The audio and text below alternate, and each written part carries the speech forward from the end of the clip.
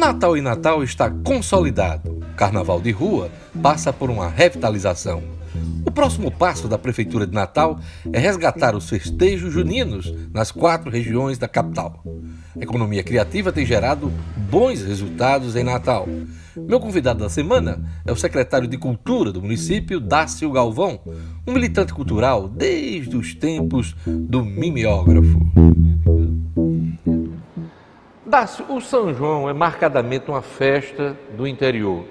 Dá para incluir a festa junina no calendário da capital? Dá. Eu acho que há uma demanda que já exige esse fortalecimento, esse robustecimento das manifestações juninas na capital.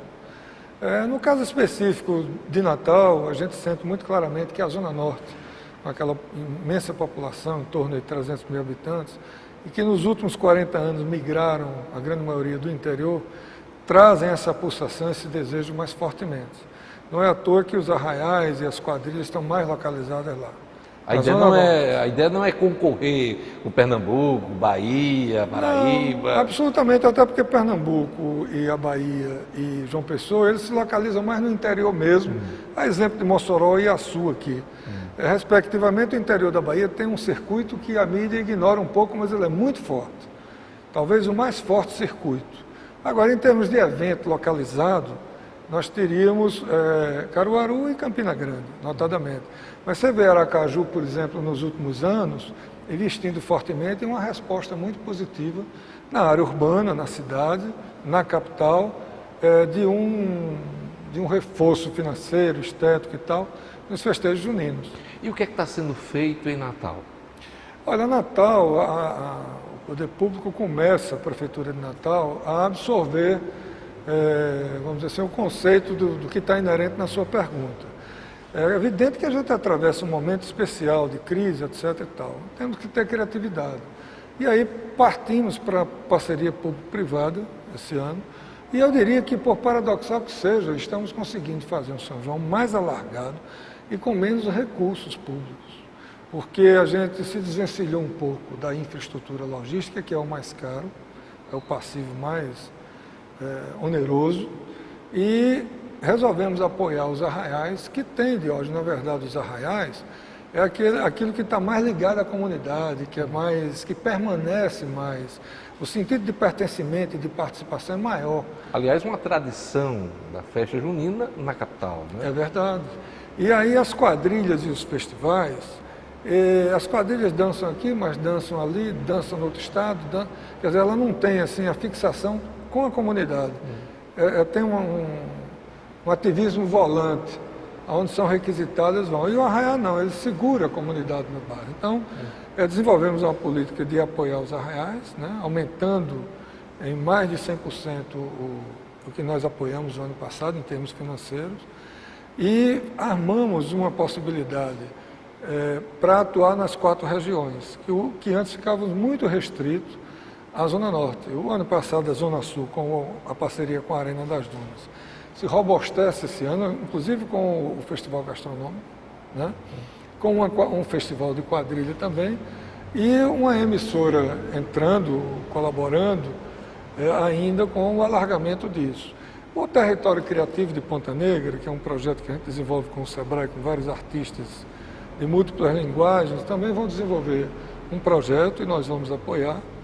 E aqui na Zona Oeste tem o Arraial do Leste, que nós estamos presentes, e também participamos com o Arraial do Outro Pá, na Rua Chile, que já é um São João meio tecnopop, da galera assim, mais própria ali daquele comportamento musical e estético da Rua Chile, né, do Largo da Rua Chile. Quer dizer, cada tribo está sendo atendida dentro das expectativas. É verdade, né? Cada tribo está sendo atendida nessa grande discussão da tradicionalização e retradicionalização dos festejos. Ele passa por um processo de readaptação, né, com essas inserções de paradigmas de escola de samba, do Poio de Parintins, e eu acredito que passa tudo por um processo. E esse processo já é objeto de estudos acadêmicos, dissertações de mestrados, doutorado, e é um processo que a gente não sabe onde vai parar. Dácio, o Natal em Natal está consolidado.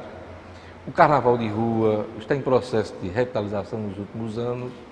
A gente já pode considerar que Natal tem um calendário de eventos, independente da gestão, seja atual ou futura gestão em Natal?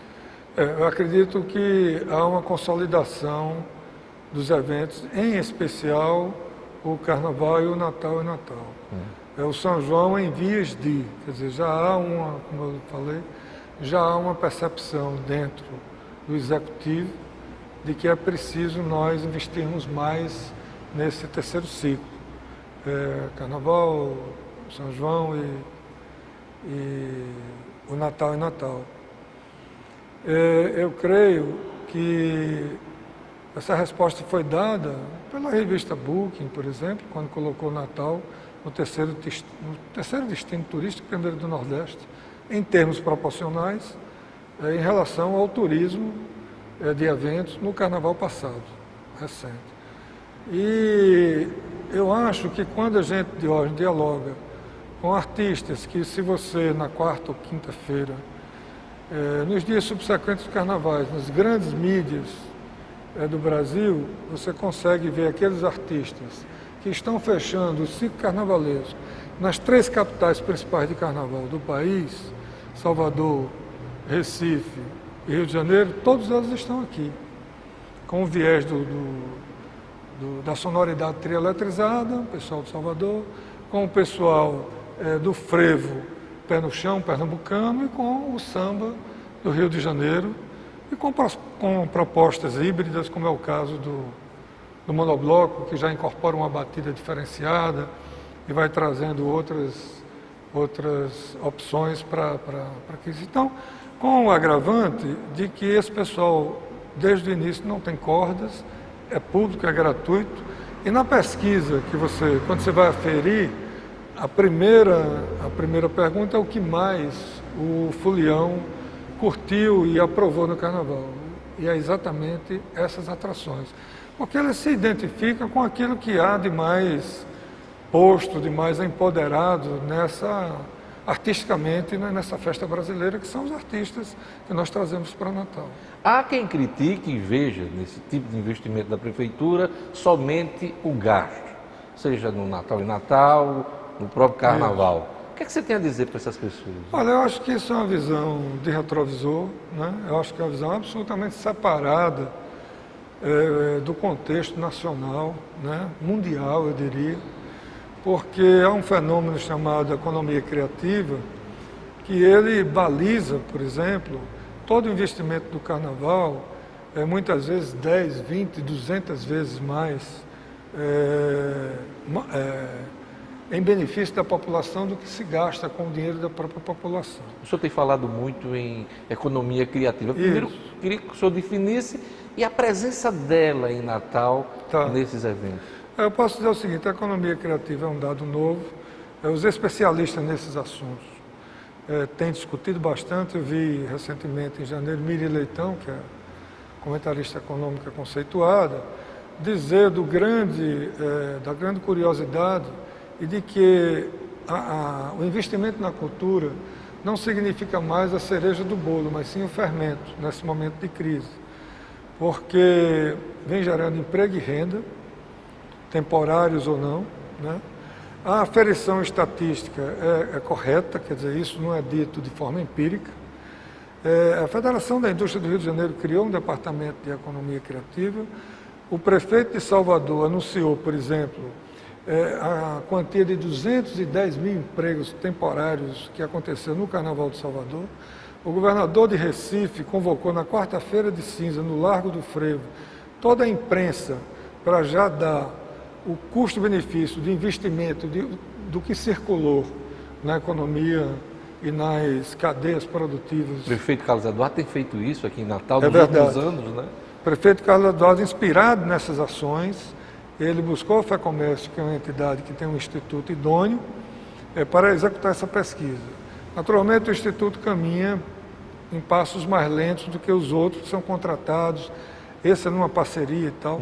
E aí, com 10, 15 dias, nós pudemos aferir, de hoje, nesse último nesse último evento, 2017, né? Entre 2016, Natal e Natal, e o Carnaval, uma circulação de 120 milhões, em contrapartida da Prefeitura, em torno de 9 milhões. Em termos de milhões de reais. De reais. Considerando que os artistas locais que têm um cachê mais caro, bem mais caro, bem mais elevados, foram todos frutos de uma parceria público-privada. Não foi dinheiro da Prefeitura. E o artista local, que muitas vezes a gente reconhece e legitima alguma insatisfação, que está entrando num processo de se apropriar da legislação, da transparência, dos mecanismos horizontais de relação e de diálogo com os segmentos horizontalizados, onde eles participam da discussão. E aí nós caminhamos convergentes, né, nos pontos principais. Claro que há as divergências pontuais e naturais. Eles começam a entender esse processo, que é um processo regido e proposto pelo Sistema Nacional de Cultura e pelos planos de cultura, que o nosso está na Câmara para ser homologado, um planejamento para os próximos 10 anos. Mas aí voltando, o mercado muitas vezes é definidor dos valores, de quanto vale um artista, de quanto vale um consultor de área econômica, de quanto vale um jogador de futebol. Então, quer dizer, veja que quando a gente opta pelos artistas que nós estamos optando, são artistas de projeções internacionais, não mais só nacional, e eles estabelecem o valor de mercado dele, nós aceitamos. E o público dá a resposta que deu na pesquisa como sendo o ponto principal para o Carnaval. E a pesquisa econômica mostra a fatura do custo-benefício que nós temos. Você falou em valores, me dá a oportunidade de perguntar por que o artista nacional tem maior facilidade de receber seus valores, antes até de subir ao palco, do que os artistas locais que enfrentam a burocracia mais pesada. É verdade, e você me dá uma ótima oportunidade de tentar justificar isso. O TCU, ele tem normatizações que possibilitam, como normalmente o fórum de discussão com os artistas locais não é a cidade natal, há possibilidades de você fazer uma negociação onde você possa, inclusive, antecipar o cachê do artista nacional, até porque esses artistas dos quais nós falamos, Diógenes, ele está aqui hoje e de noite. Amanhã de manhã ele está no Carnaval de Olinda, depois ele está em Salvador à tarde, enfim, é uma agenda muito maluca. Então o fórum de resolução fica sempre para ser noutra capital, e isso facilita para eles. Se você tem o princípio da economicidade, se o artista tem um cachê Y, e nós conseguimos baratear pagando antecipado, os pareceres dos procuradores vão ser favoráveis, porque há normatizações que possibilitam isso. Isso ocorre? Ocorre em alguns casos, não é muito fácil, que eles preferem receber às vezes depois, e logo depois, imediatamente, né? E manter o valor que eles estão pedindo. Mas normalmente a gente faz uma correlação do que eles estão cobrando nos centros, como Recife, como, enfim, Rio de Janeiro, Olinda, Salvador, para fazer uma contraproposta e entrar em discussão com eles. Mas, objetivamente, o que é que acontece? É importante esse ponto.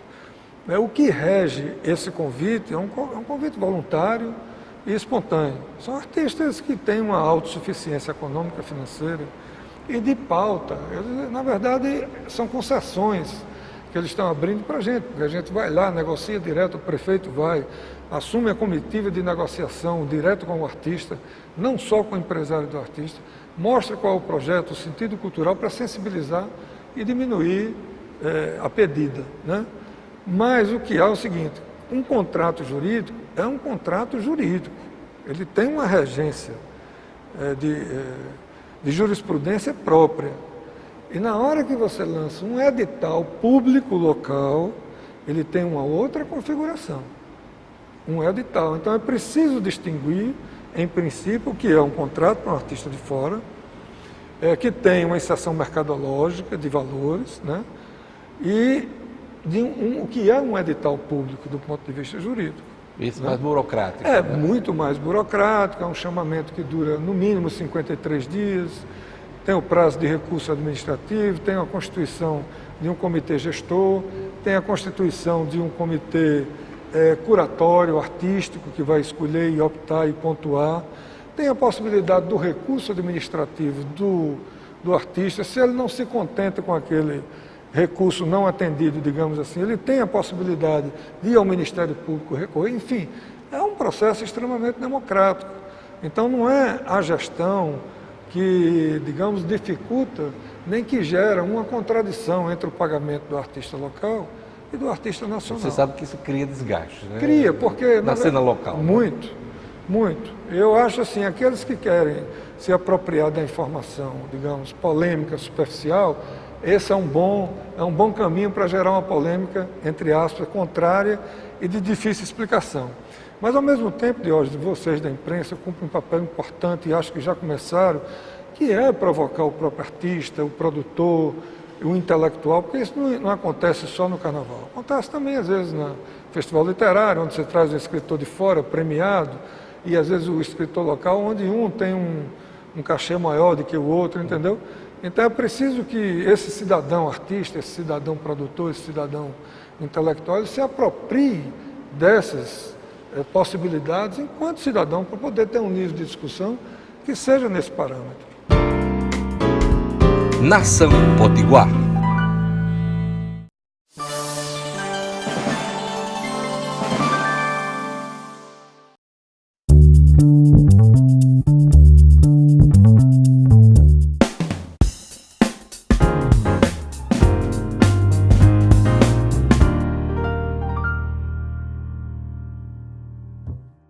Dácio, qual a importância da lei de Djalma Maranhão, a lei de incentivo, para a realização desses eventos na capital?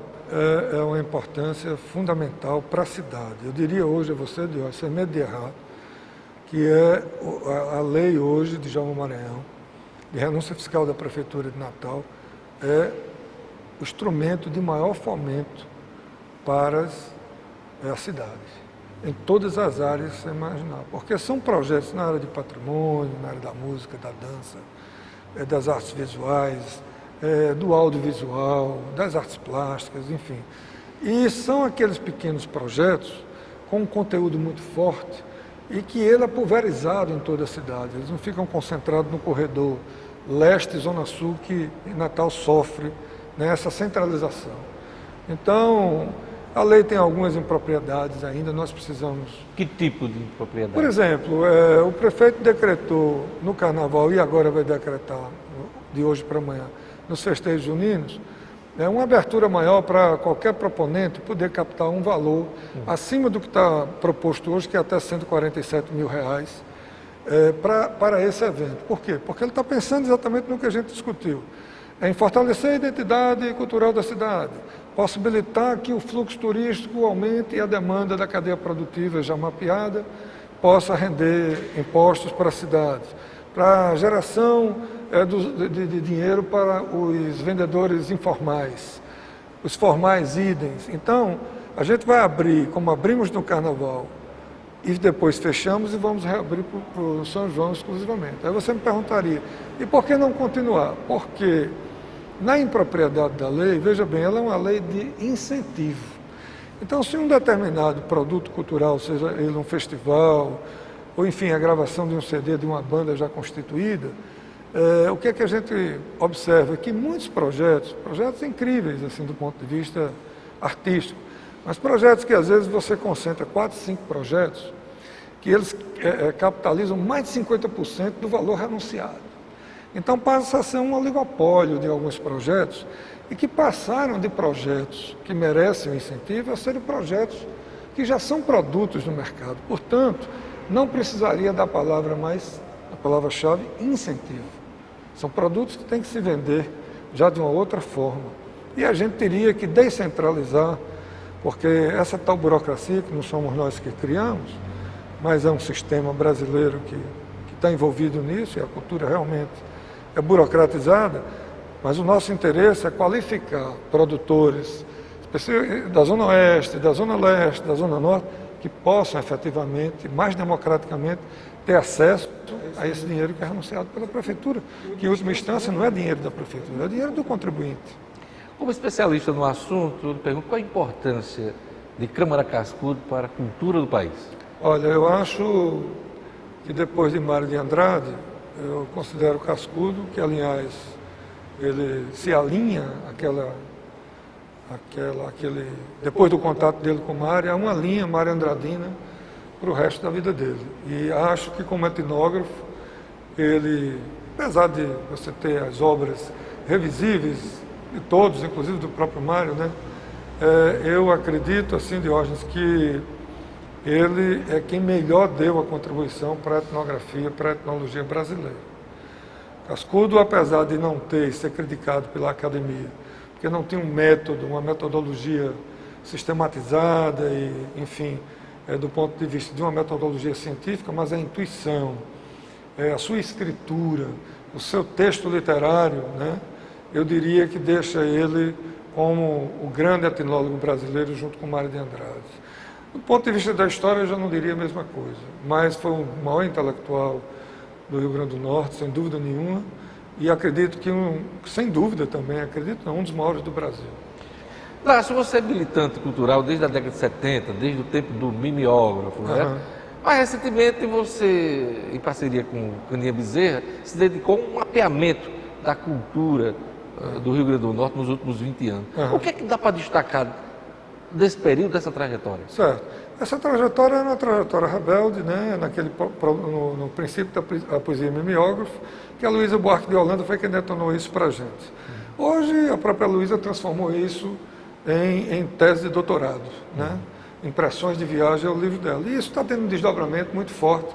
E a canonização da poesia mimeógrafa, ela já é uma realidade dentro das instituições acadêmicas. Naturalmente, a gente começou a trabalhar uma perspectiva em linha própria, fora do poder público, e criamos a Fundação Hélio Galvão, que tem meu pai como patrão. Em homenagem a seu pai, né? Historiador, que tinha deixado uma biblioteca com 10 mil volumes, e no inventário dele, Diógenes, ele pediu para que não se doasse e que nós constituíssemos alguma coisa que a preservasse. Então os irmãos concordaram, criamos essa entidade fundacional e levamos a efeito um projeto cultural.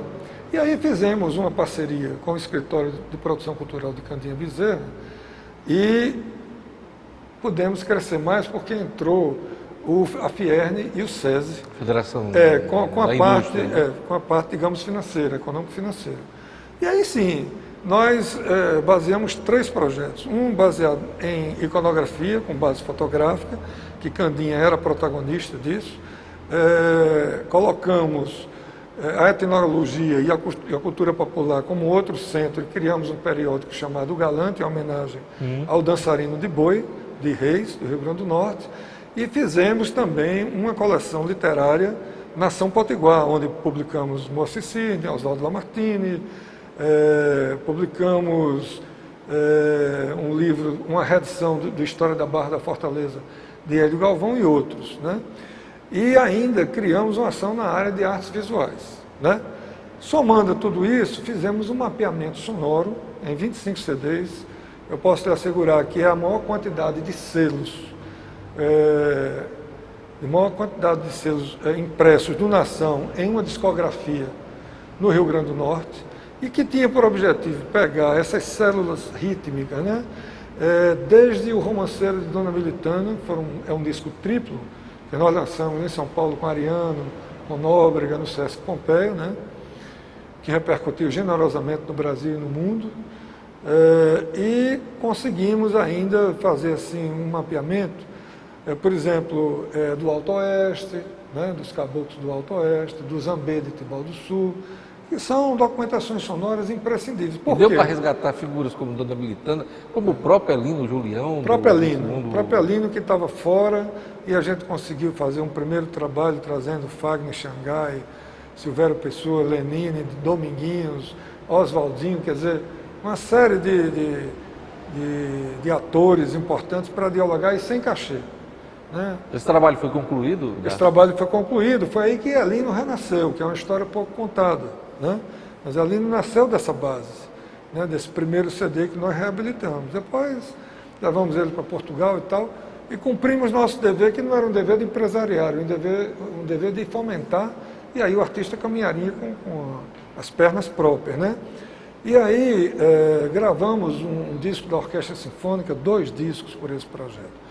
É importante que vocês saibam que a orquestra do Rio Grande do Norte só tem um disco produzido pelo Poder Público. 2 é do Nação Potiguar e um terceiro é produzido pelo programa, financiado pelo programa da Lei de Djalma Maranhão.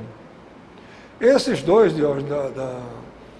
especialmente, um é de Antônio Madureira, que era o principal articulador do Quinteto Armorial criado por Ariano, que é de Macau, fez um arranjo, revisitação do Menino Deus, e que nunca tinha feito um arranjo sinfônico. E o outro é de compositores potiguares, que se destacaram nacionalmente, como João Gilberto, como Paulo Tito, né? E com grandes arranjadores do país, com Rogério Duprá, que fez Tropicália de Caetano, com o Júlio Medalha, que fez Construção do Chico Buarque, com o Gil Jardim, que regeu a Filarmônica de Londres, com Naná Vasconcelos, que fez arranjos e arranjos com grandes sinfônicas, com Antônio Nóbrega participando no Coco de Chico Antônio. Quer dizer, e uma coisa inovadora, porque até então a Orquestra Sinfônica não tinha feito, por exemplo, um arranjo sinfônico para músicas de Alino Julião. Não, nós fizemos 7 temas de Alino Julião, com arranjo sinfônico de Danilo Guanais. E fizemos um melhor e indiscutível arranjo com Nailô Proveta, que é o cara que lidera a banda Mantiqueira em São Paulo. Fizemos um arranjo para o hino de Nossa Senhora de Santana, com 70 instrumentos no palco e 40 vozes com o coral do Padre Pedro. Sem dúvida, uma grande obra, e é o principal sinal de que a cultura está presente em tudo que pulsa e ainda pulsa, né? É verdade. Eu queria agradecer a entrevista de Dácio Galvão, e além de secretário municipal de Cultura, também representante da Fundação Hélio Galvão, está à frente da FUNCARTA. Obrigado, Dácio. Eu agradeço, Diógenes, mais uma vez, fico muito feliz pelo seu convite, sei da sua sensibilidade para o segmento e quero ratificar de público que esse agradecimento que muito me envaidece, porque você sempre tem tido uma recepção para os projetos, não concessivamente, mas dentro da sua sensibilidade. É célebre o seu documentário sobre Ariano Suassuna, é definitivo para o Estado e para o Brasil, que você, aonde localiza aquilo que a cidade merece, você vai lá e dá uma chance. Eu quero novamente agradecer a você essa oportunidade. Obrigado.